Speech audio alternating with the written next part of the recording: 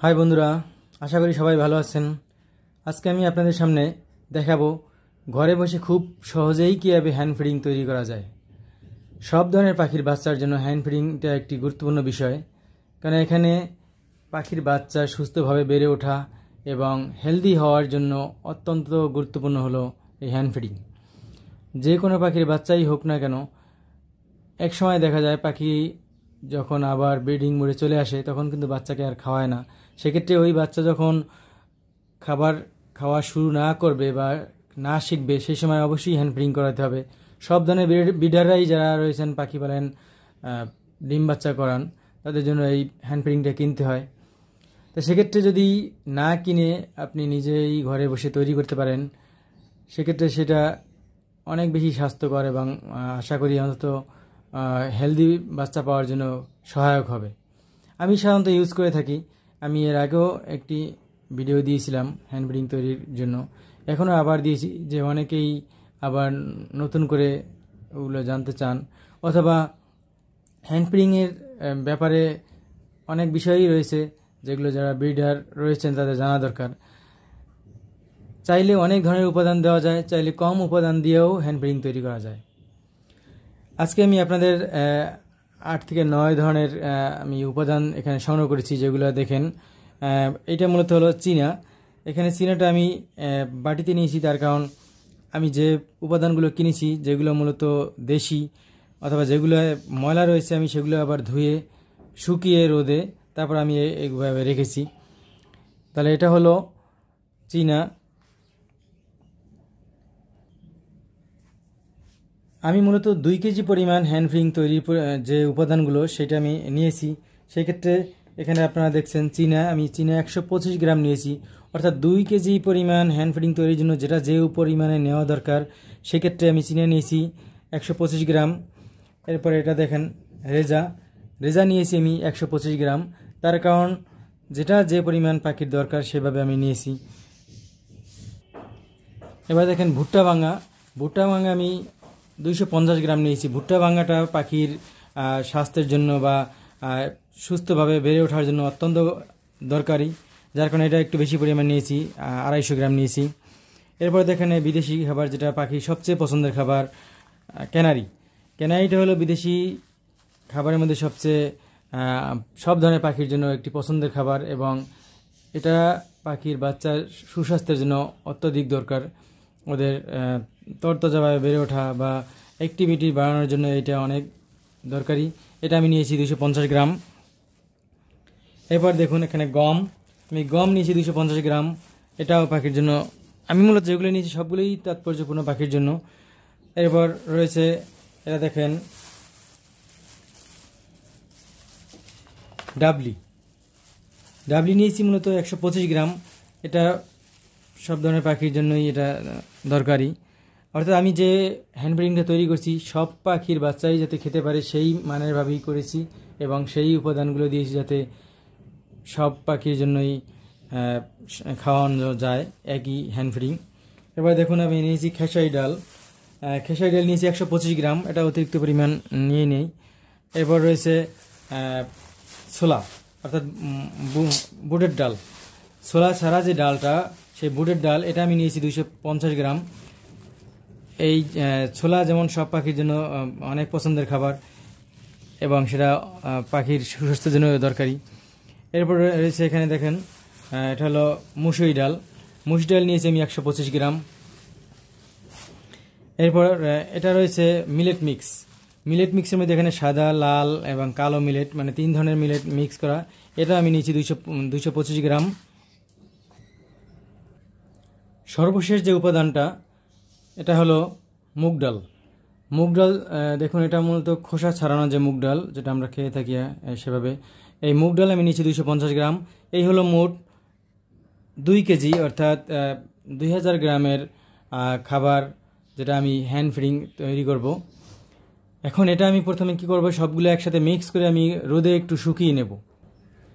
দেখুন এবার আমি একটি একটি করে সবগুলো মূলত আমি একসাথে মিক্স করতেছি।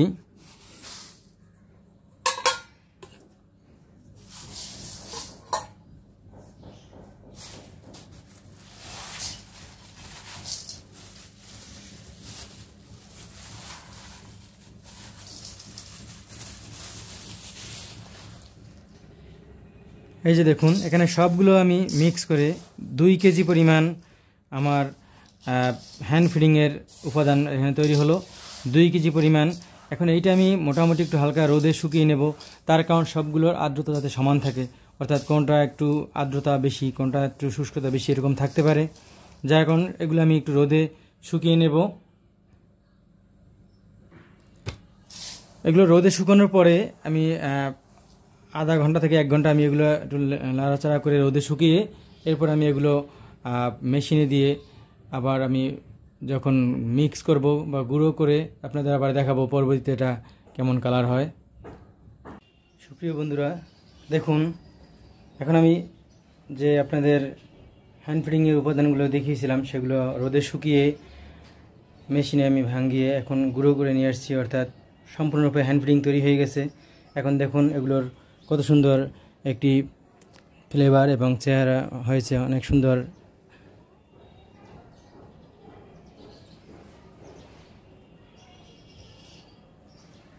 দেখুন 2 কেজি পরিমাণ হ্যান্ড ফিডিং তৈরি হয়ে গেল, যেখানে মূলত আমার উপাদানগুলো আমি কিনেছিলাম 250 টাকায় এবং এখানে এগুলো মেশিনে ভাঙাতে গেল আরও 2 কেজিতে 40 টাকা, অর্থাৎ 290 টাকা থেকে 300 টাকার মধ্যে আমি যে হ্যান্ড ফিডিংটি তৈরি করলাম, এই পরিমাণ হ্যান্ড ফিডিং এবং এই মানের আমি যে উপাদানগুলো দিয়েছি, এই মানের হ্যান্ড ফিডিংগুলো তৈরি করতে মোটামুটি 2000 থেকে 2500 টাকার মতো, তাও হয়তো তার বেশিও হয়ে যাবে। বিভিন্ন কোম্পানি বিভিন্নভাবে হ্যান্ড ফিডিং তৈরি করে বের করে, কিন্তু সেগুলো তো তারা তাদের ব্যবসার কথা চিন্তা করেই তৈরি করে, যেখানে বেশি দামের যে উপাদানগুলো সেগুলো অনেকটা যতটা সম্ভব কম দিতে চেষ্টা করে। কিন্তু আমি দেখুন এখানে যেগুলো বেশি দাম ছিল, মিলেট, ক্যানারি, এগুলো কিন্তু আমি বেশি পরিমাণে দিয়েছি। ভুট্টা ভাঙ্গা যেগুলো পাখির জন্য সবচেয়ে বেশি দরকারি, সেগুলো আমি বেশি পরিমাণে দিয়েছি যাতে মানটা বেশি ভালো হয়, কেননা এগুলো আমার পাখির জন্য খাওয়ানোর জন্য, আমার পাখি যাতে সুস্থ থাকে, হেলদি হয়, খুব তাড়াতাড়ি বড় হয় এবং রোগ প্রতিরোধ ক্ষমতা বৃদ্ধি পায়। এই জন্য আমি যে উপাদানগুলো দিলাম এগুলো মূলত অন্যান্য হ্যান্ড ফিডিংয়ের কোম্পানিরা বা বিভিন্ন যারা হ্যান্ড ফিডিং তৈরি করে তারা নাও দিতে পারে, অথবা কোনটা কমও দিতে পারে। তাহলে যার কারণে এগুলো আপনারা যদি হ্যান্ড ফিডিং এভাবে তৈরি করেন, যে আমি উপাদানগুলো দিলাম সেগুলো সংক্ষেপে আমি আপনাদের আবার বলে যাই। এখানে আমি প্রথমে গম দিয়েছি 250 গ্রাম, বুটের ডাল 250 গ্রাম, ভুট্টা ভাঙ্গাও আমি দিয়েছি 250 গ্রাম। এখানে দেখুন এগুলো কত সুন্দর কালার হয়েছে একটা, এবং অনেক সুন্দর একটা ঘ্রাণ ছড়াচ্ছে, যেগুলো মূলত পাখির অনেক পছন্দের।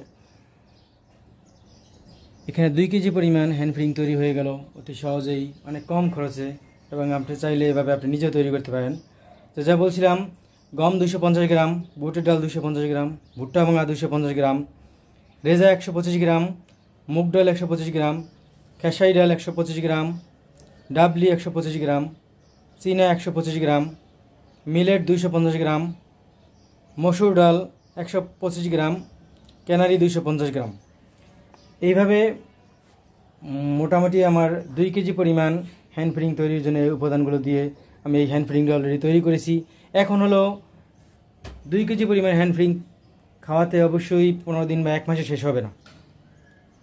সেক্ষেত্রে আমি এটা কীভাবে সংরক্ষণ করব? বাজারে যে কোম্পানিগুলো যারা হ্যান্ড ফিডিং তৈরি করে তারা অবশ্যই এতে একটা এমন কিছু উপাদান দিয়ে থাকে যার জন্য এটা মূলত নষ্ট হয় না।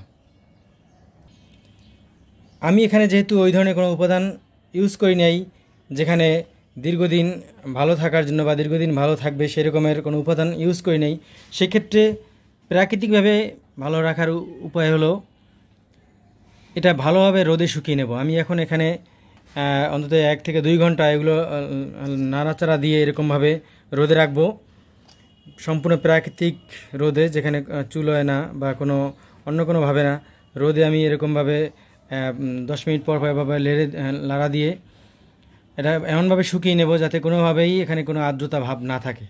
অর্থাৎ খুব সুন্দরভাবে যদি শুকিয়ে এটা রাখা যায় তাহলে 3 থেকে 6 মাস, 6 মাসেও আশা করি কোনো কিছুই সমস্যা হবে না, কারণ আমি 6 মাস পরেও এখনও হ্যান্ড ফিডিং খাওয়াচ্ছি। 6 মাস আগে যে হ্যান্ড ফিডিং তৈরি করেছিলাম সেটা আমি এখনও খাওয়াচ্ছি। এই যে দেখুন এখানে আমার ঘরেই অনেক পরিমাণ রোদ পড়েছে। আমার যে খাট, জানলার পাশে যে খাট, সেই খাটের উপরে অনেক পরিমাণ রোদ, যে রোদে আমি মূলত দিয়ে রাখছি। একটু পর পরে এভাবে আমি নাড়াচাড়া করে দেব। তাহলে এই ক্ষেত্রে ভিতরে যদি সামান্যতম আর্দ্রতা থাকে, যদিও এগুলো তো আর কোনো ভিজা ছিল না কোনোটাই, আমি ধুয়ে আবার সেগুলো শুকিয়ে আবার ভালোভাবে শুকানোর পরে তারপরে আমি এগুলো ভাঙিয়ে আনলাম। তারপর যদি কোনোটায় আর্দ্রতা ভাব থাকে বা সব মিলিয়েও যদি কোনো ধরনের একটু ভিজা ভাব থাকে, এই রোদে ভালোভাবে শুকিয়ে নিলাম। এইভাবে রোদে শুকিয়ে নেওয়ার পরে যখন আমি এটা এমন একটা পাত্রে রাখবো, অর্থাৎ এমন একটা বাটার মধ্যে বা এমন পাত্রের মধ্যে যেখানে বায়ু শূন্য, অর্থাৎ ভিতরে কোনোভাবেই বায়ু প্রবেশ বা বের হতে পারবে না, বায়ুরোধী এরকম একটা পাত্রে আমি এটা সংরক্ষণ করব। সেক্ষেত্রে মোটামুটি 6 মাস পর্যন্ত সংরক্ষণ করা যাবে। তাহলে এই 2 কেজি পরিমাণ হ্যান্ড ফিডিং মোটামুটি আমার 6 মাসে কভার হয়ে যাবে। আমার যে পরিমাণ পাখি থাকুক না কেন তাতে আশা করি এটা হয়ে যাবে। আমার লাভ বার্ড, ককাটেল অসংখ্য পরিমাণে এখন বাচ্চা করতেছে। বাচ্চা অলরেডি ভিডিও আমি দিতেছিলাম, দেখছেন আপনারা। এরপর হলো বাজিকার রয়েছে, বাজিকার আমি কমই রাখতে চেষ্টা করছি এখন। এছাড়া কনুর পাখি আছে যেগুলো শীঘ্রই হয়তো বাচ্চা করবে। যখন ওগুলো বাচ্চা করবে তখন আপনাদের সে আপডেট দেব। তাহলে এইভাবে যদি আপনারা হ্যান্ড ফিডিং তৈরি করেন, আশা করি বাজারে সেই নিম্নমানের হ্যান্ড ফিডিং উচ্চ দামে না কিনে এইভাবে আপনি নিজের মতো তৈরি করে আপনি একবার খাওয়াই দেখেন, মাশাআল্লাহ অনেক সুস্বাস্থ্য সম্পন্ন এবং রোগ প্রতিরোধ ক্ষমতা সম্পন্ন আপনার বাচ্চা হয়ে উঠবে। যেগুলো আমি করে থাকি সেগুলো আপনাদের আমি শেয়ার করেছিলাম। আশা করি আপনাদের ভিডিওটি ভালো লেগেছে। আমি আমার হ্যান্ড ফিডিং তৈরির যে প্রসেসগুলো বা যে বিষয়গুলো আমি অনুসরণ করি, যেভাবে আমি হ্যান্ড ফিডিং তৈরি করি আপনাদের কাছে আমি সেটাই শেয়ার করলাম। যদি আমার ভিডিওটি ভালো লাগে, আমার চ্যানেলটি ভালোবেসে থাকেন, আমার চ্যানেলে যারা নতুন আছেন সাবস্ক্রাইব করবেন, যারা পুরনো আছেন লাইক এবং কমেন্ট করে আমার পাশেই থাকবেন। পরবর্তী কোনো ভিডিও নিয়ে আবার হাজির হব। সেই পর্যন্ত সবাইকে ধন্যবাদ। আল্লাহ হাফেজ।